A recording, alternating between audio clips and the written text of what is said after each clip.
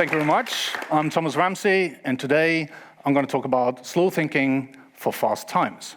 I'll start with a little teaser here. We actually live now in the age of speed. And one of the things that we see is that, for example, the average knowledge worker is switching between tasks about 1,200 times per day, which is an insane amount of times. Imagine, this is on average that we do that. And we also know that people are distracted constantly. We know that the time that people spend on actually returning back to the knowledge work is even half an hour sometimes.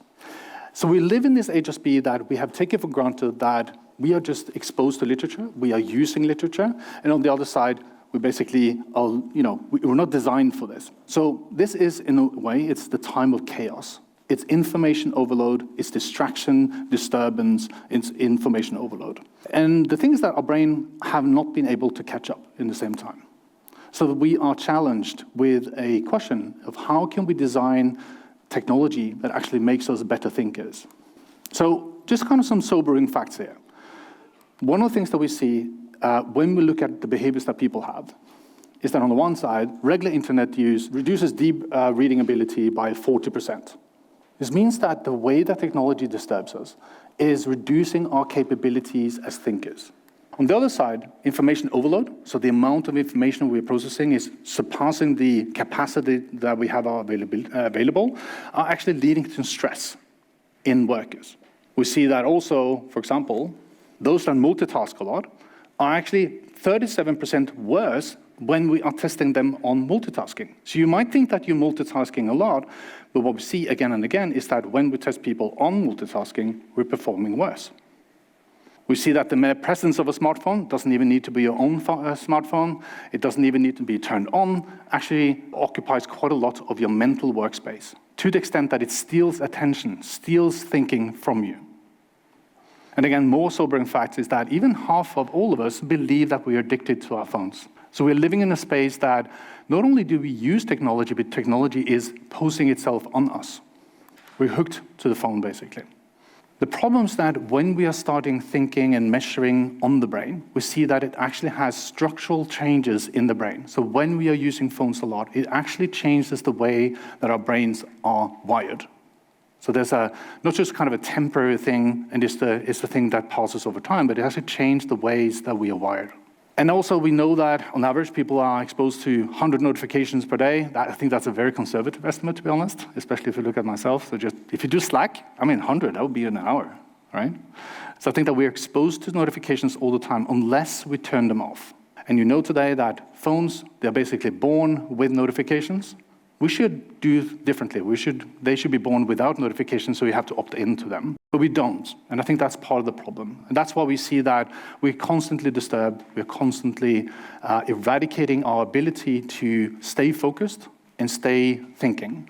So, in a way, you can say that our devices are smarter, but our brains, well, we're basically not faster, we're just more fried, to be honest. And that's a problem. Kind of 4 more sobering facts, and then we can look at some of the more uplifting areas, maybe. Let's see. So, for example, we know that knowledge workers like yourself, like people who are working in demanding jobs where the brains is actually the most valuable asset that they have. People now spend 60% of the time on digital communication, and we know already now that that is disturbing their ability to think and work clearly. 30% of knowledge workers will report significant stress. So this means that they're constantly bombarded with information. It reduces their ability to focus. And at the same time, we see that people's attention spans have shrunk. Usually, we would be able to remember 5 to 7 to 9 different things, hold them active in our minds at any one time. Now we see that that number is shrinking. We can't hold on to information too long enough. And approximately 65% of students, so this will be the next generation, we see this in kids as well, they are actually disturbed. They feel disturbed, and they are objectively disturbed when they are working, for example, by digital devices in class, and that correlates with poor performance on tests. I think these are really sobering facts, and this is the world we are just growing up in these days. We take it for granted that we just use technology. We believe that it has a positive influence on our lives, but we see every single time that we measure that it's different. Now, usually I would ask you, how big do you think a brain is in kilograms? And in guesses? How big is a brain in kilograms, yeah? 10 kilos? 10 kilos, that's a very big brain. You should be proud of yourself. 10 kilos, your head would be tilting, I would say. So that's whiplash every day. That's good. Any other guesses? Not 10 kilos? Half a kilo? That's a very small brain. I hope you don't have half a kilo. It's 1.5-ish. So usually we say that it's about 2 to 3% of the body mass that is the size of the brain. Men tend to have slightly bigger brains than women. We have no idea why. That's the truth. The problem is that the energy consumption that the brain has is about roughly 20% of the body energy consumption. So this means that this tiny part of our body actually consumes a really big chunk of energy budget. So that also means that at the end of the day, if you have worked really hard, focusing on things, or being disturbed and distracted, you feel physically exhausted at the end of the day, correct? And what we have seen, this is part of my own study. We did a study to understand what happens in the brain when we are conscious, when we are focused, when we really kind of think broadly and we're really focusing on things and we experience things as opposed to just unconscious processing of information. And what we find is that every single time we embark on conscious processing, really focused attention and focused work, there's a global activation of the brain. The brain really fires up most, if not all, channels. So that means that for us to be conscious about something, the ability for us to focus and think clearly is related to extra hard activity in the brain. And there's nobody actually done that calculation, but a rough estimate is that it leads to about 30% increase in energy consumption.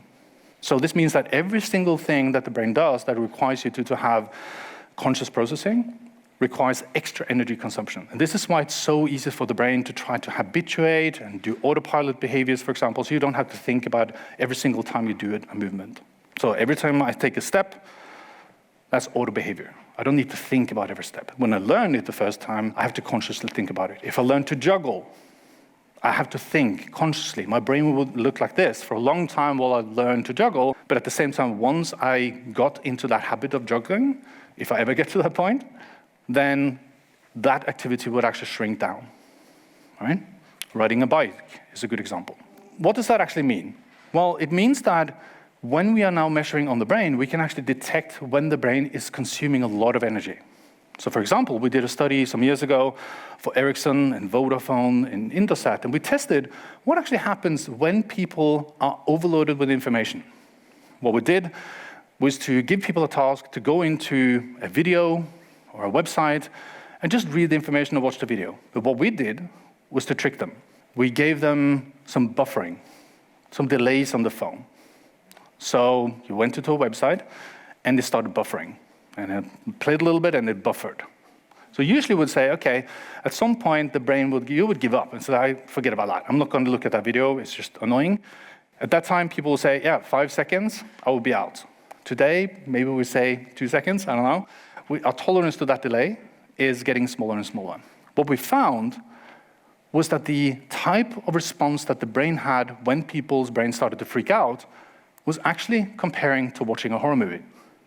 We saw strong emotional response, mental overload, so it's comparable to watching a horror movie.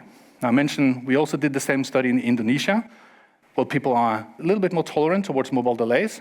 They actually, at that time, had a tolerance towards 12 seconds, but the brain response was actually the same. And we wanted to have something else to compare with, and we found that it compared to driving in Jakarta traffic. So imagine driving in the most busy street you can, and that would be an example of your brain response. So what we see, and this is just kind of taken from other studies, but what we see is that it's actually the same type of a brain response we see when people are overloaded with information. It is kind of drawing on extra amounts of brain activity. So information overload is a thing. And I think that when we think about the purpose of having better thinking devices, we should unpack what we mean by better thinking. Because as a psychologist, as a neuropsychologist, as a neuroscientist, thinking is a really kind of mongrel, vague concept, and we need to unpack that. So some examples will be better thinking actually means creativity, synthetic thinking, being able to analyze, insights, focus, concentration, learning, creativity, combining ideas in different ways. That's what better thinking is. Unfortunately, we also see that that is the most fragile part of our human brain. This is the first thing that goes away when we are distracted, disturbed, or confused and overloaded. And I think that's why technology is not something we should take for granted. So today, most digital tools are actually designed to grab and hold your attention. We know that's the truth, and they are built even with reward loops. They are built to distract you. And today, there seems to be a reckoning. There's a couple of books I highly recommend. Both of them are scary. The Careless People is a combination of Bridget Jones and Theranos, to be honest. I highly recommend it. It's probably going to be a Netflix movie sometime. And then Hubris Maximus, which sounds like an odious name, but hubris kind of tells you what is going on here. This is the way that technology has been built so far. And we just have taken it for granted that these are the types of devices that we're using in every day. So we need to think differently. We need a different way to think. And I think that the way that I see an e-paper device like Remarkable is that it's built on different values.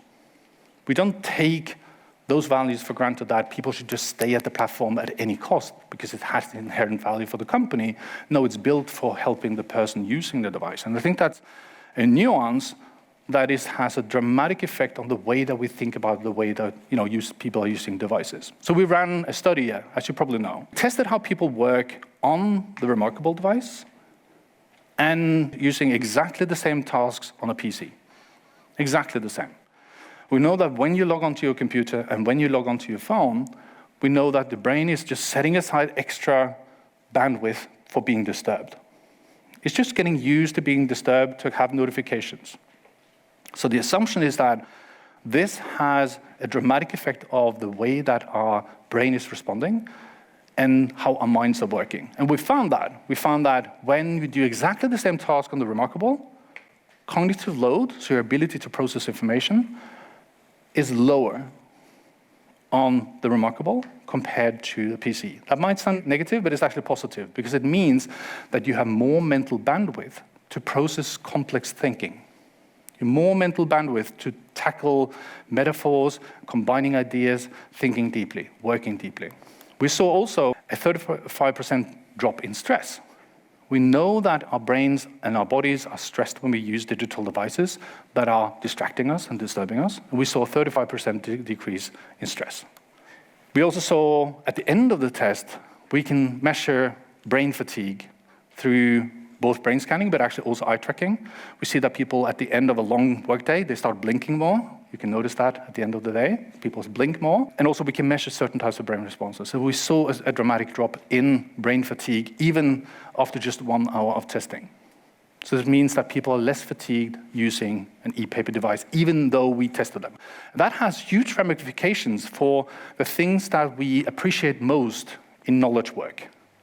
Creativity, the ability to combine ideas in novel and useful ways is increased by 25%, even in a single test and 30 minutes of testing. When we measured the brain, it had 20% increase in focus. The brain is simply focusing more. It's better at focusing on the task at hand because it's not prepared to be disturbed.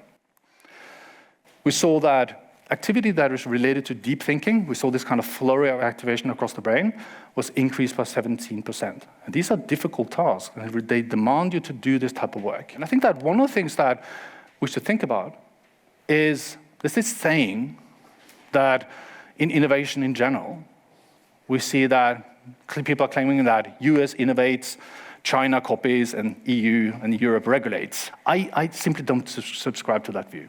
I don't. I think it's all about values. I think that what are the values that we are building into our devices? And we're just by saying, no, we shouldn't take that race for granted, there are other ways we should do things. So I just made a table here at the very end, just to give you some ideas of what I think we are doing. I think the US, North America, at least the Silicon Valley approach, of course, kind of caricaturing things a little bit here, but the values here, the US, tend to be focused very much on technocratic libertarianism, the kind of whole dictum of move fast and break things. The human is the user, and the user is the data, and the data point is the tool. You are the product, is what we hear every once in a while. In China, certain regimes, we see that it's techno-collectivism. We see that harmony through control. Just trust us. We track everything.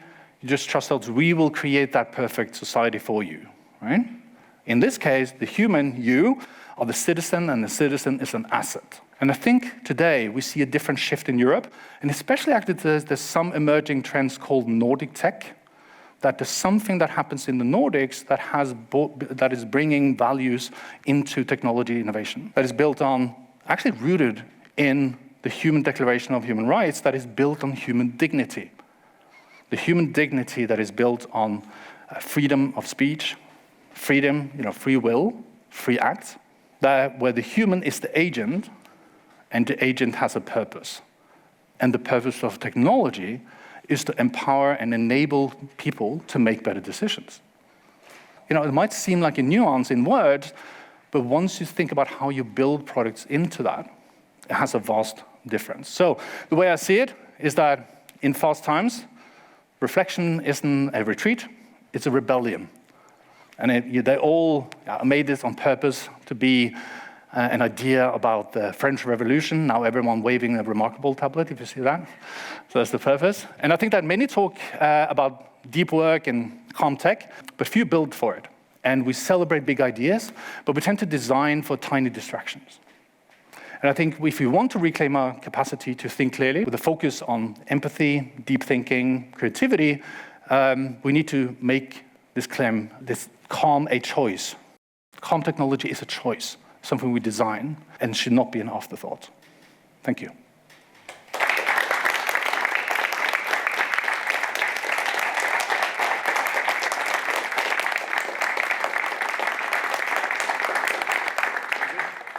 In your work, did you look at any evidence or looking into how people are kind of finding back when they're distracted, and then they have to go back and pick up whatever they left before? Did you do any research on that?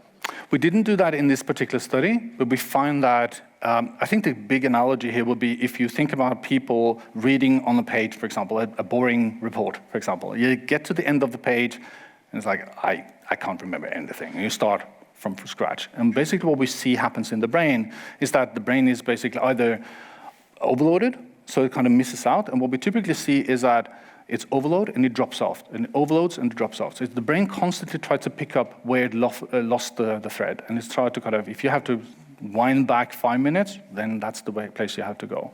When people are distracted, sometimes we see that people need to roll back time even almost half an hour sometimes before they actually get to the point that they left off. So practically at work, I guess it's unrealistic to remove all distractions. Do you have any practical tips how can help our brain to toggle between multitasking and deep thinking and actually being able to get into the flow state? I live it and I breathe it. So I don't have notifications on my phone, for example, or my computer. That means none at all, not even visual notifications. And that's by choice. That means that it might seem like a small thing, but it actually has a huge effect on, because what happens is that not only do you not get disturbed as often as you think you would, but also the brain starts to be prepared not to be disturbed. If you just leave it on and say, hey, I'm in control, I can check in whenever I want. It's like, just turn it off. I still go on Slack. I still check my emails. People can reach me, but I am opting in to check my notifications when I want to. I don't need my devices to tell me that something happens. I know things are happening. It might be a subtle thing, but it has a huge effect on your brain. Thank you.